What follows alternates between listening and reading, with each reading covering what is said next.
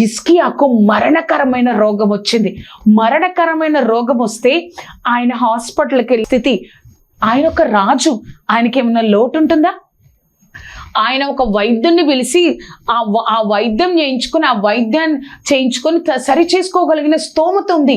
కానీ హిజ్కియా గోడ వైపు తిరిగి కన్నీరు విడిచుచు, ప్రభా నేను ఎటువంటి వాడినో నన్ను జ్ఞాపకం చేసుకోయా, నేను ఎలాంటి వ్యక్తినో నన్ను నువ్వు జ్ఞాపకం చేసుకో ప్రభా, కన్నీరు విడిచినప్పుడు దేవుడు హిజ్కియాతో చెప్పిన మాట ఏంటో, ఇంకా 15 సంవత్సరముల ఆయుష్ నీకు ఇచ్చేదను, మరియు నా నిమిత్తము నా సేవకుడైన దావీదు నిమిత్తము ఈ పట్టణమును నేను కాపాడుచు నిన్నును ఈ పట్టణమును అష్షూరు రాజు చేతిలో నుండి నేను విడిపించెదను. చూసారా, ఒక ఆయుష్ ఇవ్వడం ఎవరి వల్ల అవుతుంది?